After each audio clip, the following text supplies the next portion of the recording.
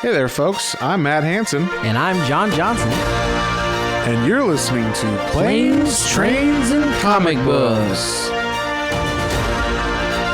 The podcast where we discuss favorites we've reread, both classic and new comics we want to read, and everything else in between. And here's the comic we picked this week. Hey there, everybody. Welcome back to another episode of Planes, Trains, and Comic Books. Today, actually this month, we are celebrating Mental Health Awareness Month. Is that what it is, John? Yes, Mental Health Awareness Month. Celebrating, acknowledging all of that. Yeah, and this kind of came up because of Heroes in Crisis, the book we did last month, which is supposed to be about mental health, and I was like, it wasn't really. And then I said, what we should read is this book, It's Lonely at the Center of the Earth, because it was really good. And then it just happened, we looked up when is Mental Health Awareness Month, and it was May. So it was like, let's just do May that. So yeah, since we like to do our themes, and yeah, I just a comment on that too. Like reading that felt very like someone who's never had to really deal with any kind of mental health issues or any kind of like depression, anxiety things, because like it was all of the characters were very out of touch from like it, even though they're superheroes, I get that, but like trying to bring them down to a normal level, they did not do a very good job in that one, unfortunately. Yeah, fuck you, Tom King. And that's basically what we're saying. And so I was like, we should read It's Lonely at the Center of the Earth. I read this about 2 years ago, and it was really moving to me. I didn't realize it when I read it because it was for a book club. And then as we were talking about it in the book club, I was like, yeah, so I liked it because I almost started crying while like explaining why I liked it, and realized, oh wow, like this book really affected me. And I didn't realize it while I was reading it, but I did afterwards when I was trying to like talk about it. So as the characters inside say to her all the time, it really resonated with me. So yeah, she makes fun of that because everybody says that to her apparently. So she just, yeah, she just hears that a lot, I guess. But this is by Zoe Thorogood, who illustrated and wrote it, and it's a autobiographical graphic novel. And yeah, I don't think I've ever read anything quite like this. Have you, John? No, I don't think so. Definitely not. Like we've read, what was the Bechdel one that we read? That's like the Fun Home or Fun House. Yeah. That was the closest. I think it's Fun Home. Is it Fun Home? Okay. Sorry, saying Fun Home sounds weird because of the the phrase Fun House. So that was my bad. Yeah, it is your bad, John. But we've read a couple of like autobiographical, and that's probably the closest I would think to this. But that one's still like, it's definitely like, I'll say the main difference is like that one's definitely her whole life, whereas this is like, and she's young too, Zoe's young, but this is like very much more specific to like just a period. Yeah, this is like a snapshot in her life when she was at like her lowest or one of her low points. And then also, I mean, I think the creativity in this one reaches like way higher peaks than Fun Home or other biographical stuff I've read, where it's like, the same drawing style the whole time. Like Zoe was trying stuff out in this that was like very interesting. Very much so. You could tell she pulled from things that she probably likes or influenced in her life, and then like obviously her own style in this as well. This is a very unique, very, I'll say fun in the sense of like you said, the art is very different and like goes for it out there. And yeah, it was a really interesting and in-depth look at this like part of her life. Yeah, and like from the very beginning, like the first page has these 5 beings on it, 4 that don't look like her really, maybe younger versions of her, and then there's one that looks like her modern day person. But there's some that just look kind of like a generic human kind of blob. And then that's kind of like the depressed face, I think. That's like, basically she used these characters as like her inner, like the things that live inside her head that talk to her in her different moods. And I really like understood that, and like I've felt that before for sure. And yeah, like just, you know, like if you're talking to your younger self, what would you say? And then, you know, what would your younger self say to you? And then like your depressive self is talking to you and telling you like you're going to fail and all that kind of stuff. And you're just trying to figure out what's real and what's not, and what's actually important and what's really happening. So yeah, then over the whole thing, there's just like this character that's like No Face from Spirited Away, who's like the depression, like ominous being behind her all the time. And I don't know, it's a really interesting way of telling it, because at any point in this, like most of the time she's kind of like the blob person when she draws herself, because she's just kind of like always in that depressive state. And then every now and then she'll snap out of it, and then she'll go back to other, you know, modes of thinking or being. So it was really interesting the way that she did it. And I will say, like, this doesn't really have like a straightforward story, so we're not going to go like page by page or whatever and tell you the, you know, the order of events, because it doesn't really have, I mean, there are an order of events, but it doesn't really have like a storyline per se, like a traditional one. And because of that, like, there's not really like points you're gonna be like, and then this happened. It was like, whoa. It's just like, okay, like we start off with her and she's getting like feedback for like all of her comics and stuff, and people are telling her she's good and whatnot. And Image is interested in her for like her latest graphic novel, and so they're telling her like, oh, you have to, like, we want you to write a new book, and that's this book that we're reading right now. So it's kind of meta, because we're reading the book that she's working on in the book. It's like being John Malkovich or something. And yeah, but we do start off with like her younger self and her suicide attempt, kind of, or something that seems like it, where she's like grabbing a knife and stuff. Is that correct? Yeah, that I like that, like opening, like it kind of shows her like with her headphones, and she's talking about like, you know, a little bit about her and what her like life would be with certain things, but you know, this isn't a movie. And then like literally the next like splash page is her looking in the mirror, and she's like, and I've been considering stabbing myself in the neck with a sharp knife, and she's picking up this like butcher knife on the counter, and then that little like No Face-ish creature is like just kind of like staring behind her from like the corner. And yeah, it very much like gets you right away, like, oh shit, like, yeah, this is real. Yeah, this is serious. And then we even get her like talking to us in the fourth, you know, breaking the fourth wall, being like, yeah, you know, I'm embarrassed about this book. I don't know really like if it's interesting or if there's a story or like what to do. And yeah, I've been suicidal since I was 14, and I'm currently working on the book you're reading right now. And then she like holds up a page of the cover, and she's kind of saying like she's trying to figure out like what the book's going to be about, but then it's all in her head, and we just get like a history of her, like how she sees herself. She says, current me, I'm pathetic, worm-like, lacking in discernible human qualities.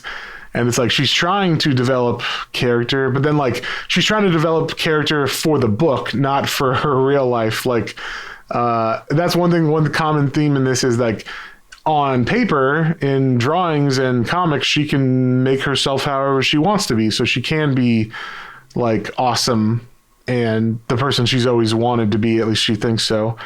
And that kind of stuff. And so it's kind of interesting the way that she goes about it, because it is kind of like there are moments in this that are very like Looney Tunes, where she's like the painter painting the character in real time, or, you know, like you see the pen and the ink on the page touching it and like drawing the character that's talking at the moment. So it's kind of funny. Did you feel like that? Like it reminded you of like those Looney Tunes comics or not episodes? Episodes, yeah, very much so. Yeah, like, and her use of like you said, the different art, the different color, and like when color comes into it, you know, breathing life and breathing like real meaning into certain things on here it was a lot of fun. Yeah, and like you just see the struggle in her mind of like, you know, everything she does is like, I'm a loser, I'm a liar. Like, I just have to make it through this month. After this, I'll be happy. Like, I'll prove it to myself. And then we cut to her at age 14 when she was seeing a therapist. And I don't know, like, you could just tell, like, the people talking to her, like, the adults don't really have, I don't know, they don't really know what to say. Even though it's only 2013. I would think in 2013, therapists and stuff would know how to help depressive children. By then, I guess. I don't know. You know, it's a crazy thing that because where we live now, we have such a for a lack of better word or term, better understanding than we did, you know, I would say even 10 years ago, let alone like when our parents were kids and things of that nature. But yeah, it does make you think like, oh, it's only 2013. Like, would they not have like been able to like understood a little more, be a little more empathetic and like be able to help her? Well, for reference, like I started going to therapy in 2016 or 16, I guess 17. So it was only 4 years after that. And it's like, that wasn't really that long, you know, after that. And it, I don't know, seemed to know what they were doing. So maybe it was just the therapist she saw was a bad therapist. I don't know. But and that could possibly be it. Like the one they were going to was just a crappy therapist. But it's possible too, because that's one thing, you know, that in general, like Matt and I have both done therapy. We're both advocates for it. And sometimes, you know, you can find the right one right away, but sometimes you have to, you know, hop around and find one that you mesh with each other well, because you're building a rapport and a relationship with that person. So, you know, sometimes, especially with kids, that's a little harder to do, I assume. Yeah, the one thing I liked is she will go around the city. She lives in England, and she'll like go around and like go to the coffee shop and try to be normal.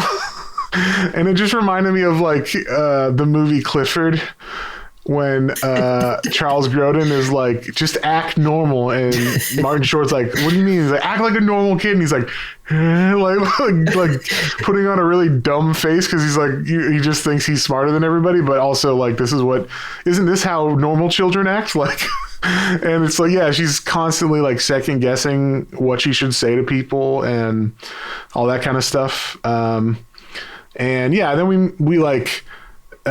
We cut from her being 14 to her being 17 and meeting her current best friend, Izzy, and how basically Izzy just kind of wouldn't let her not hang out with her. So like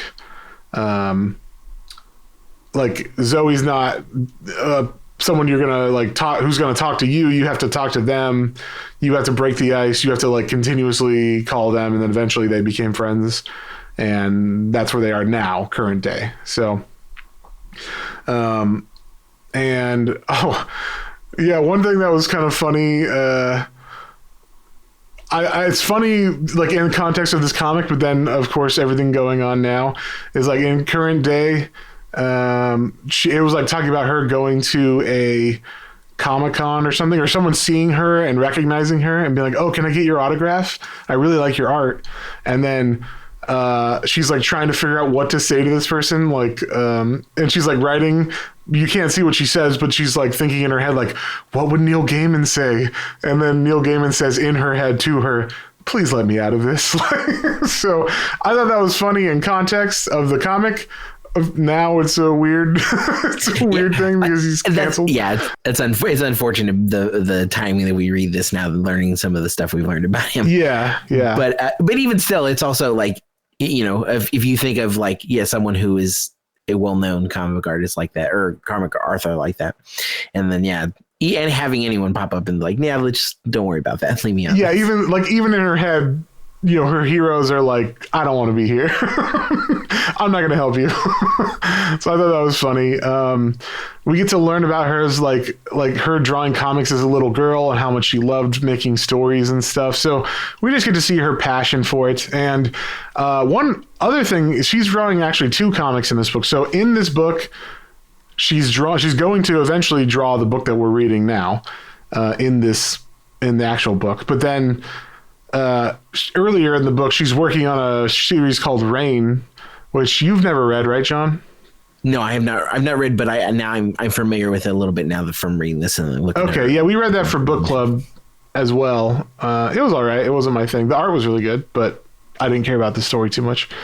But it was like a short story by Stephen King's son, Joe Hill, and then who I think we read Basket Full of Heads, right, for this? Yes, yeah, we did. So he wrote that, but he didn't write Rain. He just he wrote the short story it was based on. So I thought the writing was kind of weird or whatever, but whatever, it's fine. But she did the art on that, and it looks really cool. But we get to see her. She's like recreating the pages of Rain in this comic, which is interesting. I'm like, I wonder if she like just scanned that in and then drew herself into the pages that like that she's got in this book. It was very interesting how she could do that. Yeah, either recreating it or, like you said, scanning it and maybe like adapting that and then putting herself in. Yeah, I could see you like photocopying, a page and then drawing over it or whatever, and like putting yourself in black and white, and it's like you're walking into your own story kind of thing. But it's very interesting.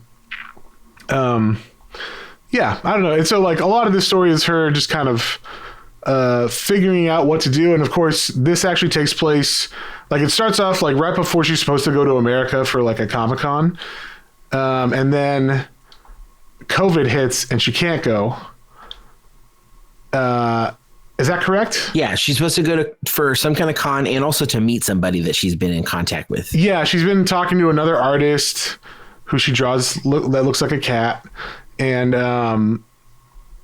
so, yeah, she doesn't really know him, but later on she's kind of like thinking this might be like a relationship that will heal her, kind of like not like she even tells herself kind of like, I'm gonna live happily ever after with this guy. Maybe we'll see, but like that would be awesome and that would be cool.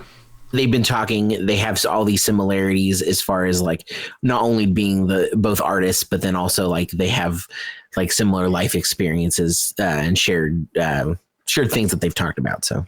Yeah. One thing I thought was interesting, and I'm kind of like, I wonder how she had the drive to like keep going in art, because she shows like the way people would talk to her as a child when she's drawing comics and stuff. And they're just like stupid cartoons. These are real nice, but it's not anything special or anything. And I don't know, like, it's interesting. And then she's being like judged by modern day editors and artists that are at Image, and that's how she ends up getting her first book that they published, which I don't know if that's a real book or not. Did you look up the book she supposedly published first? Yeah, that is one. What is it? The Impending Blindness of Billy Scott. Yes, I never read that one, so I assumed it was real just because, That would be funny to do autobiographical, but then make up stuff. Makeup stuff, yeah.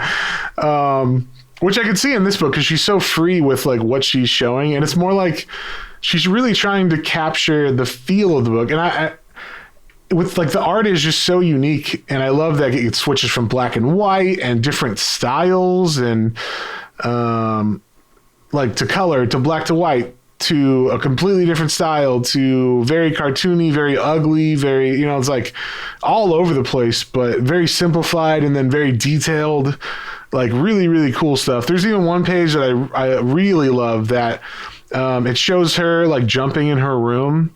It's a full page spread, and it's like modern day her jumping in her room. And there's even like if she took a photograph of her jumping and then drew different segments and different colors and different styles for each horizontal segment going diagonally across the page. It was very interesting. Yes, that was one of my favorite pages in here too. That was really cool and unique.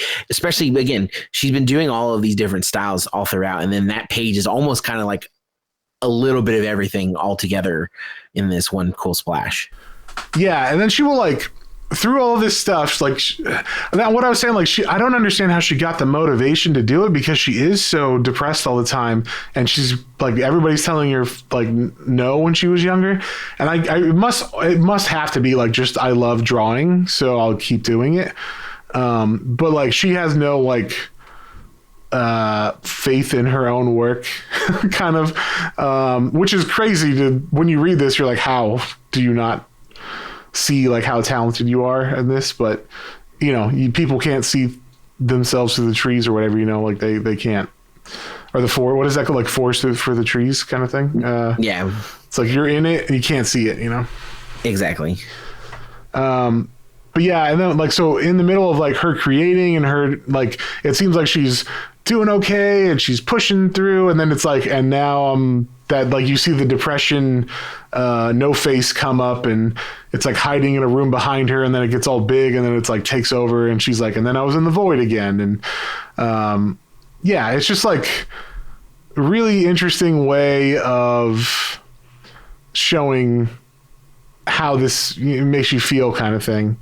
Like how to express depression on the page through art is the way she does it is very interesting. The page of her, so like there's another splash page that's like the no face character is like, okay, it's it's coming and happening, and then like the splash is like the void was here and it was beautiful, because it's like it's like hello darkness, it's my safe old friend, yeah, for lack of a better. It's comforting because this feeling or whatever, And then there's the one of her like getting punched like through it into the void, like fully like, no, you're going in there. And then like I love the transitions in this that you don't see coming. Like every page is different and you don't know what's going to be on it, and going from like intricate normal comic style blocks to like a Word document looking writing to like to a beautiful text, like a phone text screen. Yeah, exactly. Like it was so, I never was able to guess like what is coming next. And like, I was so, and obviously we're learning about her story, and as sad as this is, it's just so captivating. And then again, because you don't know what's coming, like every time you turn the page, it's just like, oh my goodness, like what else is coming with this? What else, what's going to be, what is going to be next? Right. And you're kind of rooting for her. You want her to get, to get the job for this book, which we already know she got because we're reading the book that she's drawing in the book. But, and then we want the relationship to work out with the guy that she eventually will meet in America and stuff like that. So you want her to, you feel bad, or you feel like you want her to succeed because you see her pain and you see all the stuff she's going through mentally. And one of my favorite parts of this book is with her parents. She goes on a vacation with her parents for a couple days, and she's just like, I don't know how to talk to them. And then we find out that her mom also has depression and other kinds of things. And one of the best pages is she's in the car with her parents, and then we turn the page and we see her look out the window, and hanging onto the back of their van is the depression no face. It's traveling with them, but it's like Sideshow Bob in that Cape Fear Simpsons episode. It's just tailing her on the car. Or I guess I should say Cape Fear, the movie, the Robert De Niro movie. But yeah, I just the way she represents it is very true to how I've experienced it as well, at certain times. And then one of the most heartbreaking things, and I don't think you know this, John, but so she's talking about how she can't relate to her parents and she doesn't know how to make them happy. She always feels like she's just kind of in a video game where she's trying not to set off their worry sensors, basically. And then because she ends up doing that because she's not talking enough to them and stuff. But we learned when she was younger, or we learned about her family, and that she has a little brother in this, and he also, she's I don't want to fuck him up too, but he has depression as well. And then I don't know if you know this, John, but he killed himself, I think earlier this year or the end of last year. Oh no. Yeah. So it hits harder if you know that, because you see him struggling the way she's drawing him in this.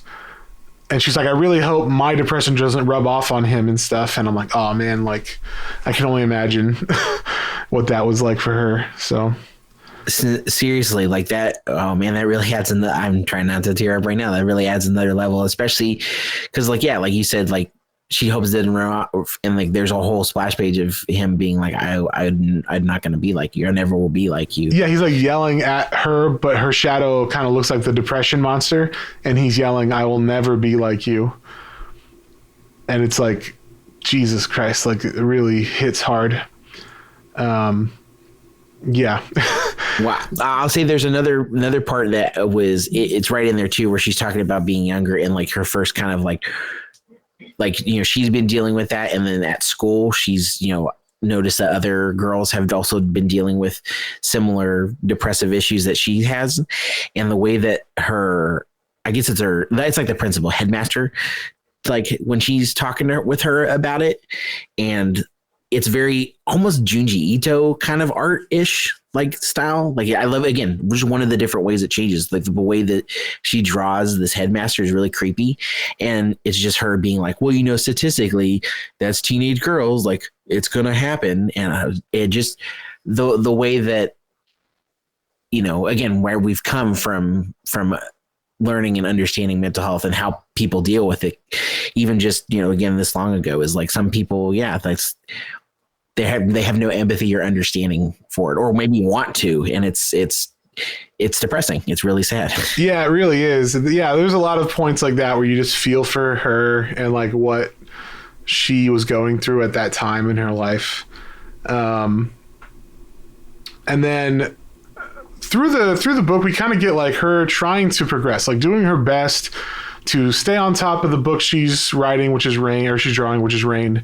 And then also, one thing that was interesting that she threw out there was like, it's all about pages. Like once I have all these pages stacked up, that's like my whole goal for the last 6 months was finishing this book. And then I started all over again. And so it's kind of like the work is the only thing keeping her going, like alive.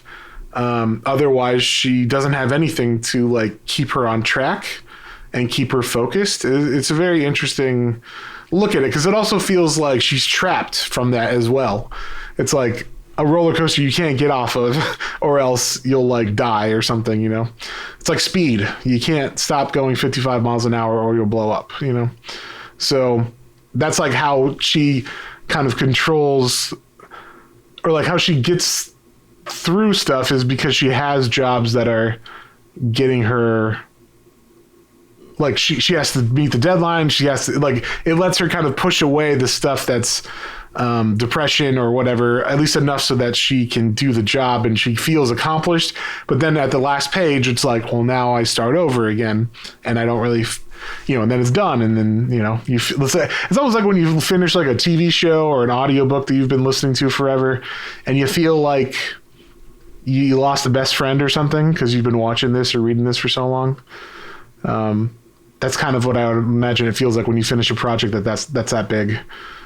Yeah, especially something that you're, even if you're paid for it, something that you're putting your all into. Yeah, like, I mean, I would think most comic professionals kind of feel like that. So, one, like when she finishes Rain, she actually like puts the cover of this book, like, and this is the book I'm writing next. And it's like the cover of Lonely at the Center of the Earth that we saw at the beginning. It's like in the middle of this book. So it was funny, like, to see this kind of like being John Malkovich meta thing in the middle of it. We learned some more about her as a kid, where she's like eating ants as a child in the schoolyard to stop the bullies from bullying her, because she's so weird they don't want to bully her. It's like her defense mechanism kind of thing. And then we cut to her modern day, and I guess this is like, I wasn't sure exactly because there's a con that she ends up going to, but it's not the con that got canceled by COVID, right? And then this is one in London, and I guess it's a little bit late, like, so it's still during COVID, but so like it's a little, like, I guess things haven't been like super locked down there yet or something. Or they were locked down and now they're like getting a little less stringent or something. I don't know. A little less, yeah. But yeah, it's her like in between. She's like, okay, well, she's going to go to this little con and hopefully that will be okay. And she gets to she's hanging out with her friend again, Izzy, a bit. Yeah, and like one of the things I liked is when she's like preparing to get ready for this con, she's like, I'm gonna take a bath. There's 2 days of the con. She's starting to get kind of anxiety from it, and the way she draws anxiety is worms crawling in and out of her skin as she's taking the bath. I'm like, oh, that's creepy. That's a creepy panel and page and feeling I could totally see. I that in particular I resonate with because I've had like a feeling of like almost like ants crawling on me and biting. So, nothing's there. So like it very like that page in particular resonated. It was very as much as she loves that phrase. Yeah, it resonated with you fully. It did. Yeah, and then so that night they get like her and her friend Izzy get drunk. Or actually, Izzy gets drunk. She lays off the booze because she knows she's got to go to the con soon and like the next day, and so she's all mad at her friend. And one thing I liked is so she eventually like she goes to bed. Zoe goes to bed, and then wakes up and finds Izzy like passed out on the floor in the restroom, and then she draws Izzy with like Izzy's pants down. Izzy's got like a bird head too, so like a pigeon face. So we can't, we don't know what she looks like or anything, but we do know she has a human butt because her pants are pulled down. And then this is like one of the funny images I laughed out loud at because it says like it's like over the image of her peeing in the bathroom next to her passed out friend whose ass is showing. There's like a blurb line, like a byline that would be on the front of this comic that says poignant and thought-provoking Image Comics 2022. It's like, I imagine that's what was said about this or about one of her comics, Oh yeah, I'm sure. So it's like you put that over it because it's like, this is the thought-provoking shit they're talking about.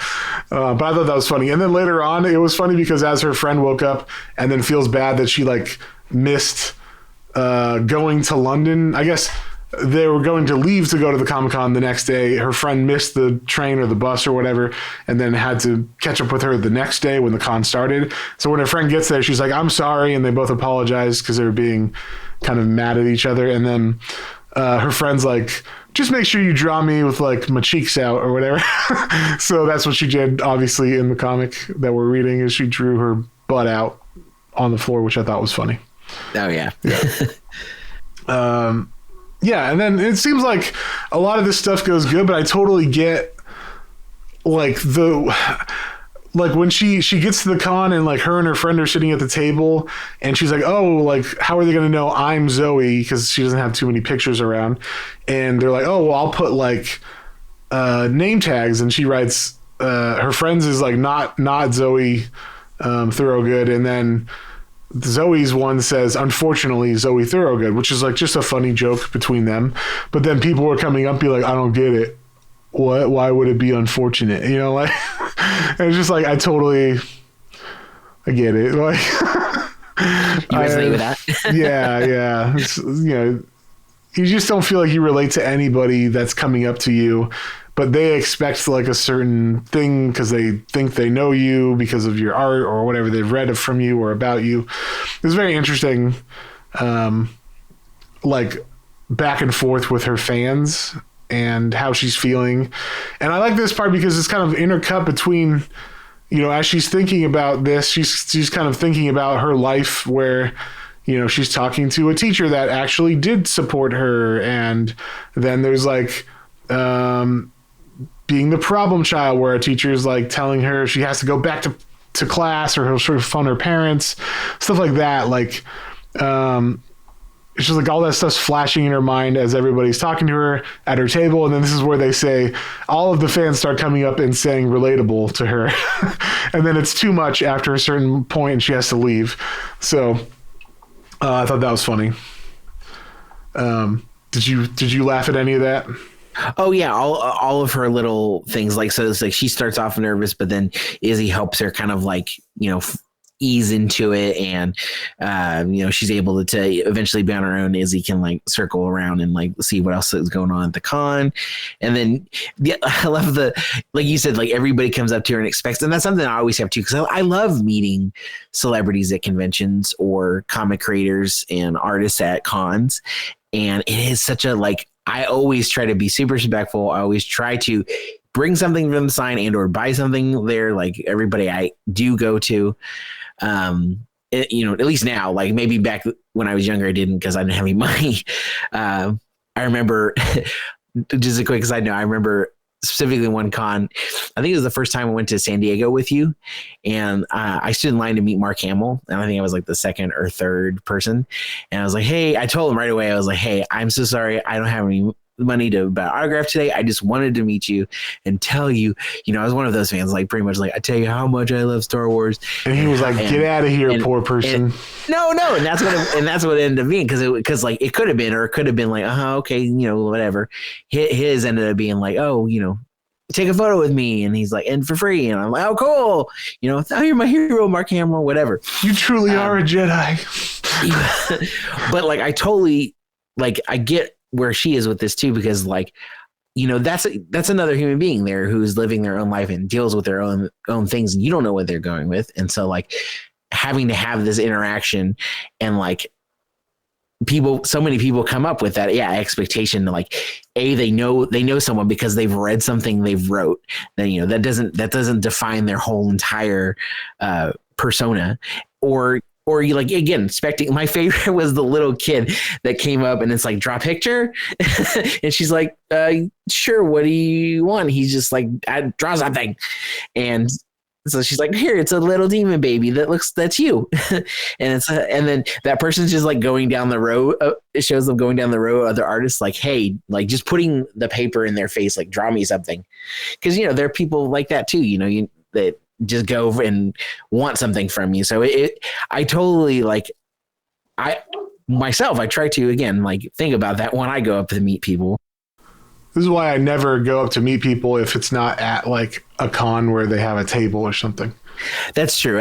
I've tried really hard now. If I happen to see someone who is famous or I recognize from something outside of that, an event that they're at for something like that, I try not to, if we lock eyes, I might be like, wave and be like, or thumbs up, but you I blow don't them kisses. Yeah.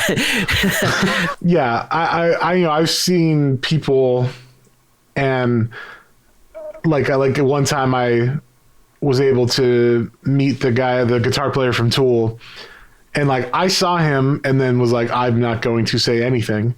And then one of my friends was like, "Oh my God, you're the guitar player from Tool." And then I was like, "Well, he already said it, so I will say hi," or whatever. But I generally try not to do that because, like, you don't know what like you said, you don't know what they're going through or whatever. And then specifically with artists too, an artist is someone who sits in a room alone all day long and draws pages. They're not outgoing people usually. They are introverts by nature for the most part. I mean, I'm sure there's some extroverts that love drawing too, but like that type of person, you got to think about that when you go to meet them, at cons or whatever. They're not used to talking to people, much less thousands of people or hundreds of people that are like fans of theirs. So I just thought that was interesting. And so the story progresses to after that con. She's finally like, "You know what? There's no con to go to in America, but I'm going to go visit that guy." So, and I love this. This is where she starts feeling like maybe I can, meet this guy and it'll end up being great. And then we'll fall in love and we'll be happy forever.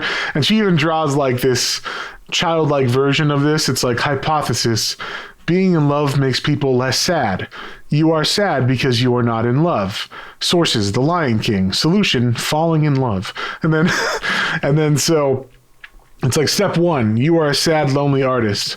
Step 2, travel 4,000 miles. Step 3, he is also a sad, lonely artist. So pretend to not be sad and lonely and completely and irredeemably broken.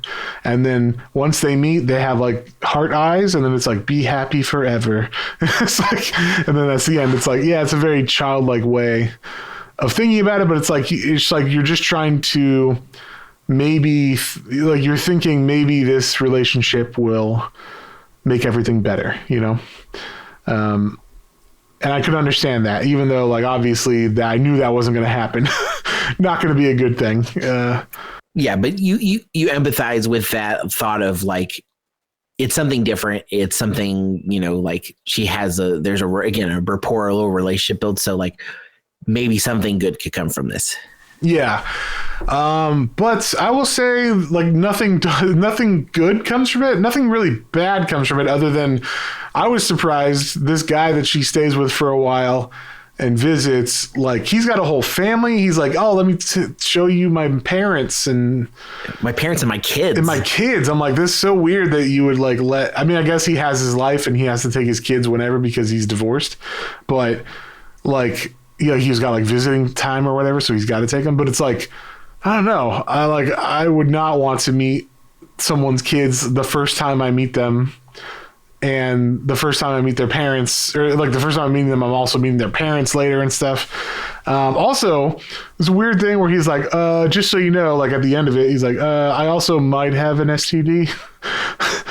You might want to get checked. It's like, well, that would have been information to know before we fucked. And yeah, it was very kind of a weird relationship thing they had. It was very awkward. Everybody was very awkward. He was awkward. She's awkward. She's trying to be cool and chill and thinking like, maybe this is normal. Maybe it's fine. It'll be fine. But you can just tell like, no, it's not going to work. It's not going to work for sure. Yeah. And I putting emphasis again on meeting like kids and family. She gets there and he right away is very much like, hey, just so you like their first interaction where they're like getting close and they're like, I think they're like going to kiss or something. And he's like, just so you know, like, it's not going to be like that. Right. Like he's very odd from the get go standoffish. Yeah. This is a hookup. Yeah, exactly. Like this, yeah. 4,000 miles, however far away it is, 4,000 miles, 440,000, 40,000 miles. Not booty call, but in general, it's, I mean, that's kind of what it is. It's a long distance booty call. Yeah. So yeah, but then to be like, oh yeah, while you're here, do you want to meet my kids? Do you want to meet my family? And it definitely makes it that much more awkward. Like I said, from the get go for him not to be like, to be standoffish with the idea of anything romantic coming from this really. Right. But he's doing the things that you would,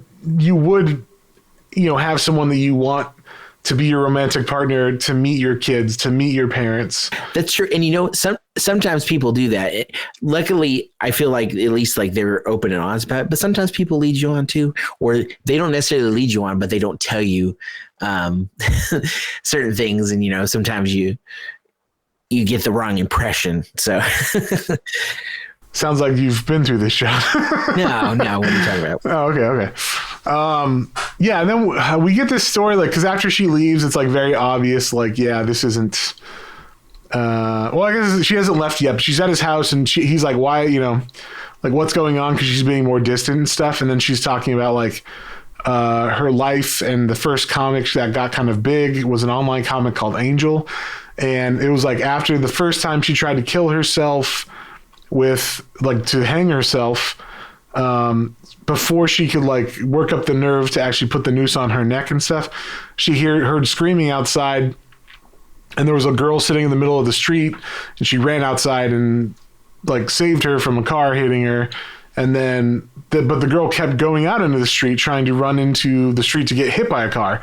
And it turns out that this girl was an orphan and was trying to kill herself because the parents like her foster parents, said that she had heard in school that her parents were in heaven. So she's like, well, I'm going to go to heaven, so I got to kill myself. So it's like super fucked up story. But it saved her life, and that's why she called it Angel, because like this girl was like an angel. That was intense. Like when you get that one line, because you're like, why the fuck does this little girl keep running in the street? And you get that one line of like, oh yeah, she heard that in school today that her parents are in heaven, so she wants to be in heaven. Just like heartbreaking. And then yeah, for her to be dealing with all of her stuff, but then be the person she is inside to do that and help this other person is really, yeah, it's just extra like, yeah, it's really hard hitting. So like we said, that the relationship with that guy doesn't go anywhere past where he had said it was going to go, which is just, hooking up and then saying goodbye or whatever.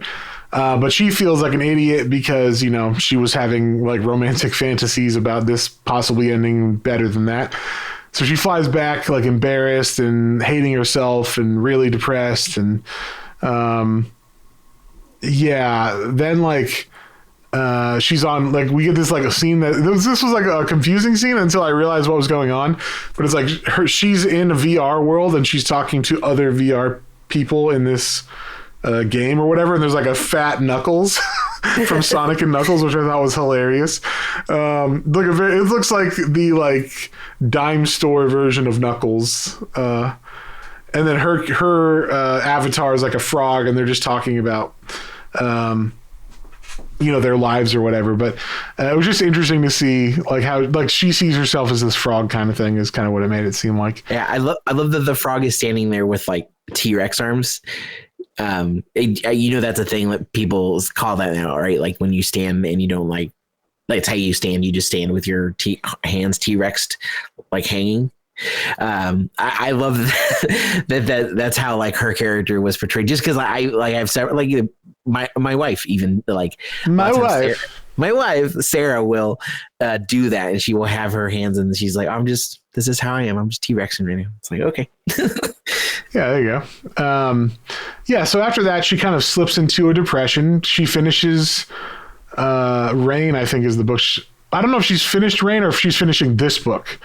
I am not sure because she is finishing so many things. But she finishes the last pages of whatever book she's working on, whether it's this one or Rain. And there's just a stack of pages and all of her selves. So there's like the younger self, the teenage self, the depressed self, and then her actual self. They're staring at it. And the depressed self just starts clapping like golf clap or whatever. And then they both stare at it, or everybody stares at it. And then she just says, well, I guess that's it. That's what this book was about, completing another book. Future of comics. And I'm like, yeah, just the utter despair you feel when you finish a project and you're like, and that's it. Like, I can't believe that's kind of it. And then she falls into like this depression, and it's another kind of void moment where she goes into the void, and then she just sees this giant no face, and it's like she's standing on like this pillar in front of it, and it's gigantic, like a kaiju size. And then she's like, it's always you. You're always there, making everything bad, making everyone leave. And then the kaiju no face points at her and says, no, you. People don't leave you because you're sad. They leave you because sad is all you care to be. You want the answer. You want to know why you can't be happy. You don't want to be happy. It's very like poignant moment there. I don't know. I felt that moment in this one pretty hard. Where it's like you realize, that's what it is. And then after that, she kind of that wakes her up, and then it's like she wakes up to her younger self that liked drawing comics, and they start drawing together and having fun again. And yeah, it feels like she kind of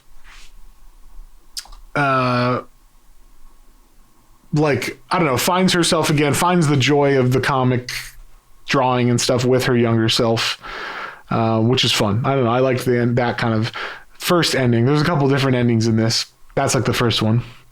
Yeah, like there's like it was funny. It very much felt like false endings of like, oh, there, like you turn the page, and it's like, oh, wondering if it's gonna end, and then like that's kind of like it's satisfying, but not like fully satisfying. But then like then we get the real end. Yeah, the real end is some real shit. I'm gonna read it because I think this is like really important and interesting. It's just like it's a part that she wrote later on. So she finished the comic and then I guess had time to think and then wanted to add this part. So she says, I'll be honest with you. I'm writing this months later with the hope that if these are the last words that I write, then I can be satisfied. One more selfish act, I guess. Loneliness makes it hard to see the bigger picture. It makes you self-obsessed. Not out of narcissism, but because your own self is all you have. Your flaws, quirks, regrets, and mistakes begin to engulf you. Your own self begins to overshadow that bigger picture, but there is always a bigger picture. There are some things I'll never understand my reason for being, if anything truly matters, or how much mac and cheese I can reasonably eat. But if you could ask God for the answers, would his response make you happy? And for the record, no one is simply happy. It's a temporary state of being that comes and goes just like pain. Maybe the purpose of life is to make bad art. Maybe it's getting your heart broken over and over again. Maybe it's being left, being found. Maybe life is just about those fucking good sandwiches.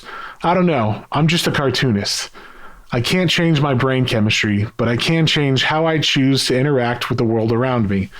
I'm slowly starting to realize that when my brain proposes suicide, what it really means is it wants to go someplace else, where it can exist formless and free, where time flows differently and things make sense.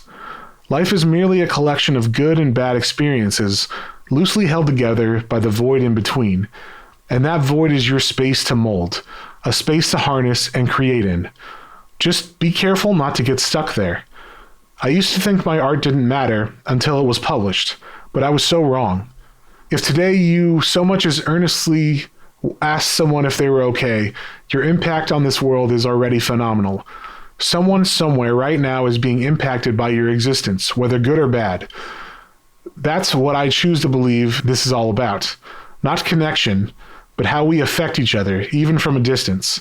I realize this monologue is getting out of hand, but if I may leave you with one last thing, and then a pigeon blocks the last text block so you can't see what the last thought was that she's leaving you with, which I really liked. I thought that was fun. But this last scene is really like, you can tell, hopefully, it leaves it on a hopeful note. You know, it's like she's kind of getting how to deal with it. And obviously it's not fixed or anything, but she's like moving forward, and that's hopeful, you know? So yeah, that's the end of the book. So John, what would you give it and what'd you think? I absolutely loved it.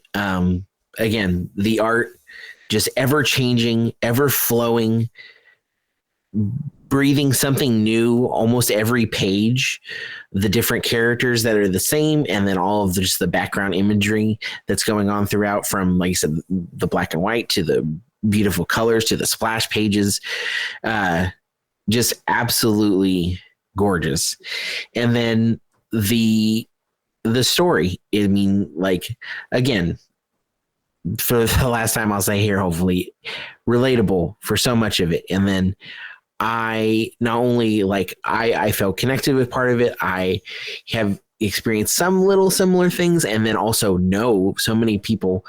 Again, even my own wife I talked about a little bit. I told her she has to read this because there's so many things that she will probably feel that too. And it, like, I just, oh man, I almost cried again when you were reading the end, because I mean, I deal with my own anxiety and depression, and it's hard some days to remember that, you know, like, even if you are going and working through things and actively going to therapy, and, you know, every day is different. There's, you know, it's the world we live in right now too, is, you know, extra bonkers some days. And, you know, it's to have, you know, read something about someone else going through something similar and or worse, you know, harder in their life, but then see them have that little bit of a realization and, you know, pass that on in their own way. In this case, you know, she did this book not only to help her through and, you know, work through all of her stuff from these experiences, but then, like, what she's, you know, possibly leaving, you know, again, she wrote this, this has come out. She's still with us, and I'm very sad to hear about her brother, but I hopefully she continues to, because she really makes some amazing stuff, and I really look forward to looking into her other actual comics. But like her little end circle back really hit me, and in particular just the how the, you know, it's good and bad moments, and then finding, you know, but making the void your own, but not like staying there. That really hit me hard, and I really I felt it, and I want to hopefully take that and remember that from this. Like the way she explained it was really beautiful. Yeah, it was beautiful. So I'm going to give this, honestly, I'm going to give it a 10. I honestly, I went to Free Comic Book Day too, and I looked for this on the shelf, but my shop did not have it. So I will maybe reach back out to them later and see if it's a special order or something. Yeah, well, I'm going to give this a 10 too. This is the second time I've read it, and both times were fantastic. I got to look at it a little bit more from like the artistic perspective this time, just because I've already read it, so I know the story and what happened. So I was looking at the kind of in awe of her, how she made it. Just the art of it, the different, like you said, different. Every page is different. Every page uses different media and different styles, and it's just a really amazing piece of work just for the art itself. And then on top of that, you have this really heart-moving story. So I think this is definitely a 10. And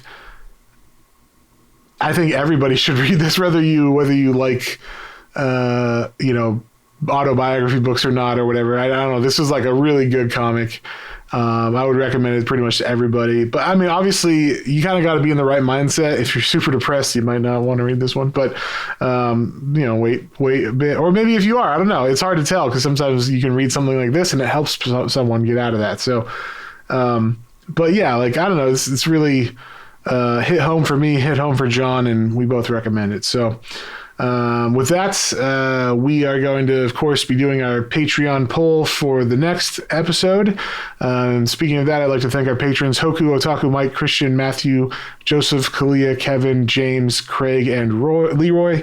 You guys are awesome, and you guys will get to vote on the next book we read for the next podcast episode. And our exclusive, we already know what we're doing for our exclusive. We're doing a book called Monsters by Barry Windsor Smith. Came out, I think, around 2020 through Fantagraphics. And Barry Windsor Smith, if you don't know, is the guy that wrote and drew Weapon X, the Wolverine story that's like freaking awesome. We did it at the very beginning of this podcast, maybe like the 20s or 30 episodes. I can't remember. But either way, really, really amazing artist. And this was like his newest thing that he's done. It's a really big book. And I've read it. It's fantastic. And I've been wanting to read it. And this was like a good reason to read it. So we're going to read that one for the exclusive this month. So patrons, you get that, of course. And then if you would like to join and become a patron to vote and also get that exclusive, you can join at patreon.com/planes, trains, and comic books, all one word, and sign up for any tier. And yeah, with that, we will see you guys on the next one. On the next one. Bye.